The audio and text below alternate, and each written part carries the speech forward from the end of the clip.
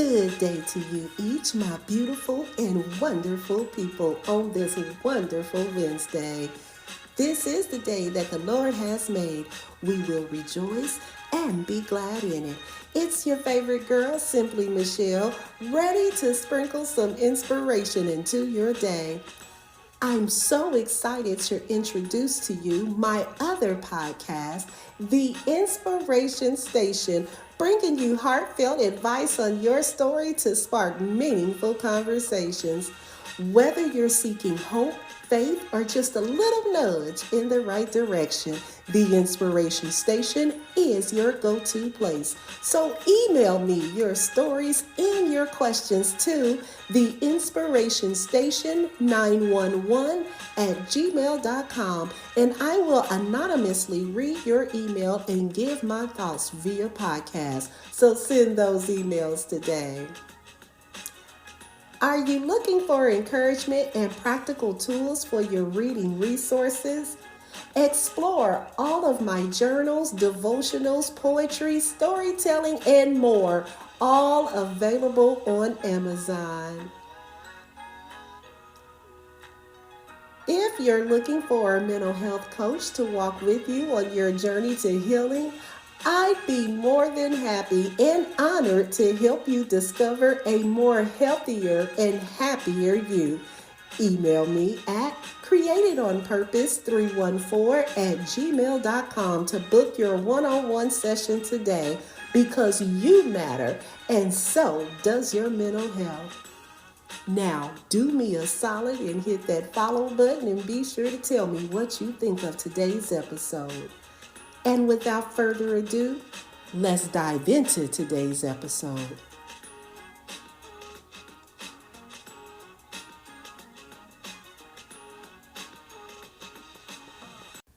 Christmas Eve is often painted as perfect because families gather, laughter fills the air, all the gifts are under the tree, and carolers are declaring peace on earth. Even though, now that I think about this, I haven't really seen or heard any carolers out in a long time. But anyway, for many though, today could feel anything but peaceful. For a lot of people, this day feels heavy, lonely, and for some people, maybe even broken. If that's you, here's what I want you to know. You're not alone. This episode is called Silent Night, Honest Night, because today we're going to honor the truth of grief while celebrating the truth of Jesus. So, when we think of the song Silent Night, that's very popular, and, we have all different versions that are out. And, my favorite, of course, is hearing it from the Temptations. I feel like it's not Christmas yet until I hear the Temptations come on the radio and sing Silent Night. But nonetheless, part of the song, or just a few words of the song Silent Night, says, "All is calm, all is bright." But just as I just said before, for many people, all is not calm when you think about, their mental health, nor is everything bright. There are tears, y'all. There's empty chairs, strained relationships. You have financial worries, and then there are spiritual questions. Grief is when anything we hoped for, loved, or depended on is now missing. That's that emotional response to a significant loss that we talked about back on the first episode of the grief session, right? So in your time of grief, God doesn't ask us to fake it. But what he does ask us is to bring our real selves before him, broken, unsure, and weary. He desires our honesty so that he can heal us from whatever it is we are carrying. See, This is why I don't like to hear people say fake it until you make it. All these cliches. Maybe it's just me. I don't know. But like I said, I don't like to hear people say that. I get the concept behind it. But this goes back to us learning to be mindful of what we speak. I don't want us to have to fake anything, especially when it comes to our mental health. Go to him, scream if you have to, just vent. Lord, I'm hurting. Lord, I'm broken. Lord, I don't know what else to do. I am a mess. God honors that. He honors our honesty. And not only that, it also releases us from the hold the enemy is trying to keep us in. Fake it until you make it, to me, again, this is personal. It sounds like a lie the enemy is whispering to keep us in bondage. So this is why we got to be careful with repeating all the cliches that we hear. So the next time someone tells you to fake it until you make it, you tell them, I'm not faking anything. I want and I deserve my healing. Okay. So anyway, let's kind of press forward because I'm not going to be here very long. This is going to actually be a short episode today. But in Psalm 46:10, the New Living Translation says, be still and know that I am God. This verse reminds us that even when we feel restless, we can actually take a moment to pause. Don't ever, and I hear this so much, but don't ever let anyone tell you to keep it moving because, there are going to be times you will have to take a moment to just be still. I don't understand why, there's such a big hurry with so many people on trying to get over, quote unquote, something. Why is it so easy for us to tell people to keep it moving, to get over it, but nobody wants to say, let's take a minute right here where you're at? That's that root we was talking about in the last episode. Let's take up and find out where this root is coming from. And many of us already know, but let's deal with it and let's heal. See, when we press forward and if we hurry through our feelings in different situations, how are we truly healing? We can't.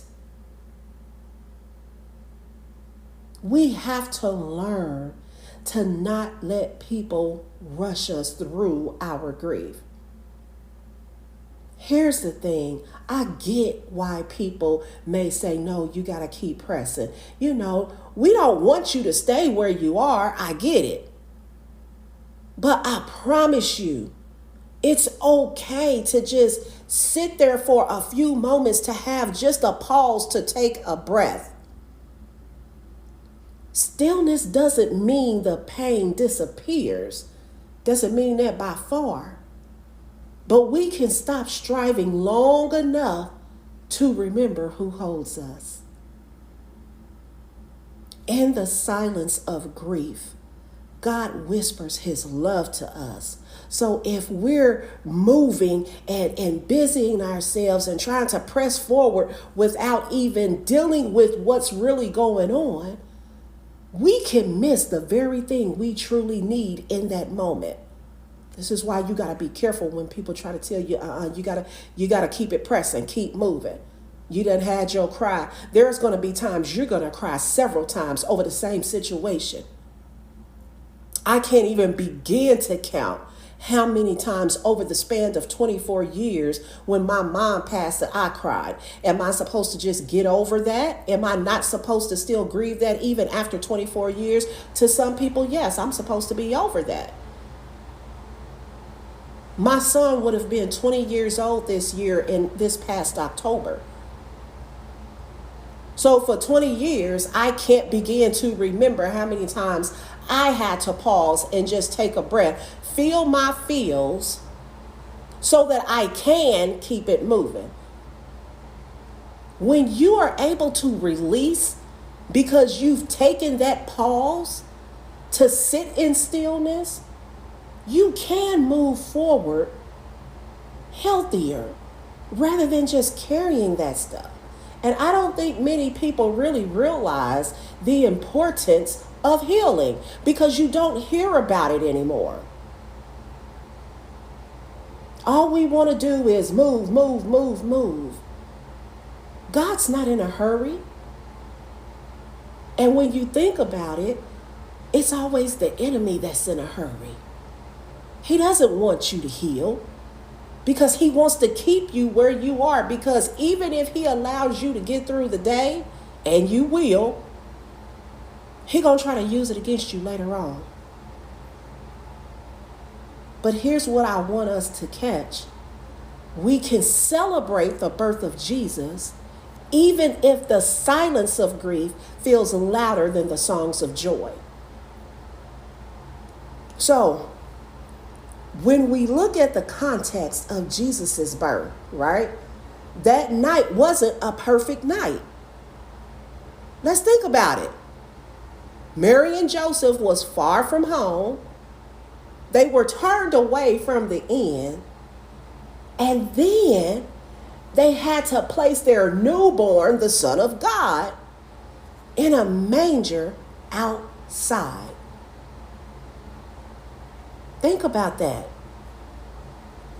The world was under the Roman rule, so oppression, poverty, and uncertainty actually filled the air. It sounds familiar, right? Of course it does, because we see all of this happening in the world today. Oppression, poverty, and uncertainty. We're seeing it right before our eyes. But just as with us, Jesus didn't come into a polished, perfect world, but he came into brokenness, chaos, and silence that longed for hope.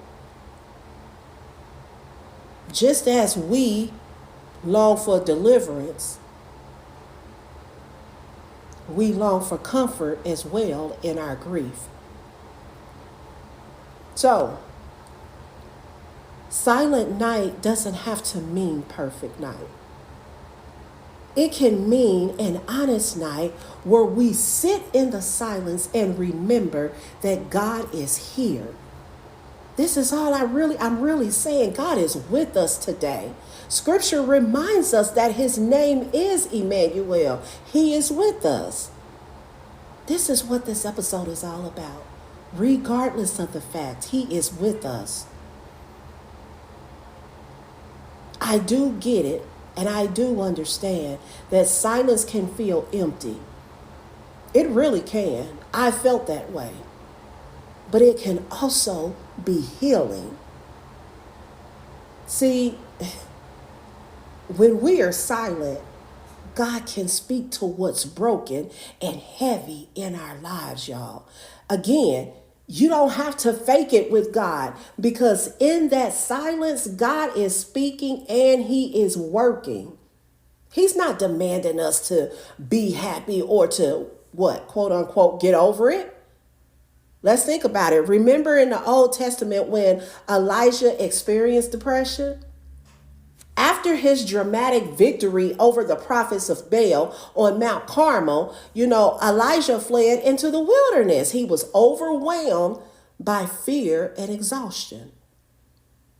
In 1 Kings 19, I think it's somewhere around in that area, I believe.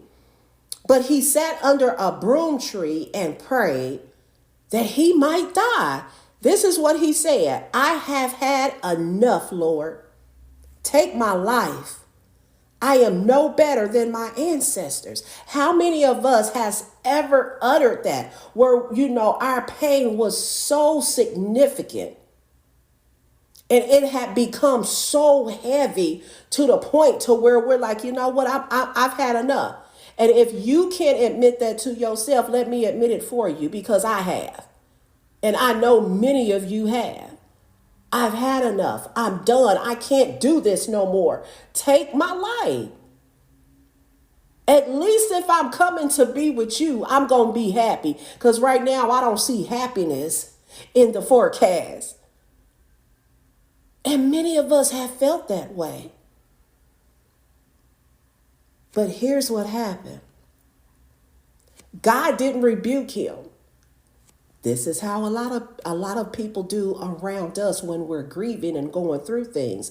They rebuke us, so quick to want to either rebuke us or tell us to get over it or even shame us for feeling some type of way. God didn't do any of that with Elijah. Instead, he sent an angel to provide food and water, allowing Elijah to rest after Elijah was strengthened. God led him to Mount Horeb. I don't know if I just messed that name completely up, but God led him to Mount Horeb, where he revealed himself in a gentle whisper. This is what I'm saying. This story shows that God meets us in our lowest places with patience and care. He doesn't rush us through grief. Just like I said, as people around us, they're going to do it because they don't understand it. Everybody grieves differently. It's not a one size fit all. Just because you may have taken 72 hours to grieve and you're okay now, it may take someone else a couple of months to get there, and that is okay. For one, we're all not on the same journey. I mean, the ending and the outcome we're all striving for is the same, but our journeys are not the same. So how do we expect grief to be the same? We have to be patient and compassionate with one another, even those of us that are grieving around this time, because you're not the only one that's grieving. There are people that could be around you that is affected. So no, everybody's not going to understand, but then you may have some people around you that do understand because they're grieving also. But the most important thing about your grief is allowing it to take place so that you can heal and be able that when it's time to press forward, you're not going to be just pressing forward just because somebody said so, or you feel like, you know what, maybe they right, or maybe God is tired of me feeling like this, or what have you. Let me just go on and press forward. Let me just suppress this and move forward. That goes back to that faking it until we making it. We don't want to do that. We want everything to be laid out on the table. We ain't had nothing for the remainder of this year, in 2026 and going further. It's time for some healing. Take the Band-Aid off. Stop suppressing this stuff. I don't want anyone to have to carry things that has hurt them for decades like I did, because I didn't want to talk about it. I didn't want to feel that pain. I didn't want to relive the moment. But if I want better for my life, if I want better for my children, if I want to be healed, I'm going to have to deal with it. And just moving forward is not going to cut it. We got to heal, which is why we're here today. God is with us. It's going to be through him that we are going to make it. But we have to participate. We have to let him in, and we have to be honest. There are so many times around Mother's Day, I feel some type of way. Not every year, but sometimes I do. And I tell God it's not fair. Everybody, posting their mothers on social media, they're out to dinner and, all the nice little gifts and stuff that they brought, for their mothers and how they're celebrating their mothers. And mine's is not here. It's not fair. And I may feel like that for a few hours, but when I get up the next morning, I'm okay. Because I took the time to feel what I'm feeling. And I allowed God to heal me from that. And just because I'm healed doesn't mean that I'm not going to have moments. This is what this is. We're going to have these moments. Just don't let nobody rush you through it. I want us to be prayerful in this time, not just for ourselves, but for people around us. Sometimes when we are there for other people, it actually helps us. There have been a few times where I am actually the grief ministry leader at my church. And there were a couple of times that I was dealing with some grief. And I felt like, Lord, how could I be there for other people if I'm dealing with something right now? I'm just not going to do it. But then there was a part of me that was like, you can't cancel. These people need this. Because it surely ain't me that they need, is Christ. Even if I don't say nothing today, let's come together. Maybe there's something that one of them can say to me that will uplift and encourage me. And every single time, that's what took place. So even if you are down, even if you do feel some type of way, tell God. Tell him how you feel. Just as you would tell me or, someone else that's close to you. Tell him how you truly feel, like the for real you. And then ask him how you could be of assistance to somebody else in this time. And I promise you, because I've been there, he's going to heal you, or he's going to be there and strengthen you along with that other person. Y'all going to be doing it for one another. And it's so amazing when that happens, because it's kind of like it's a whole totally different feeling. I can't even really put it into words. But it's a different kind of feeling when that takes place. And just think about, the context we were just talking about with Elijah.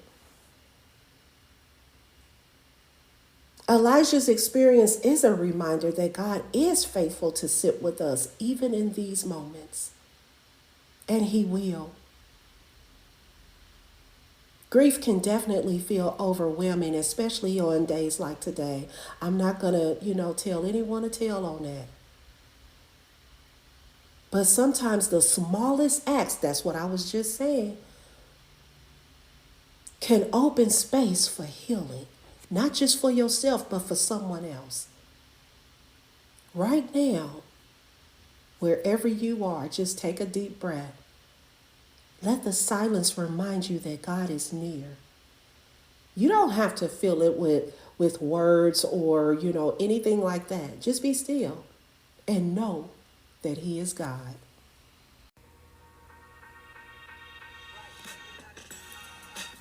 And there you have it, folks. That concludes today's episode. Thank you so much for tuning in. I truly hope you found encouragement, motivation, guidance, and inspiration to live a life aligned with your true purpose. And remember, you are unique, and there's a purpose waiting to be fulfilled within you. Don't let it go unnoticed or unexplored. Now go have a great day on purpose. See you next time.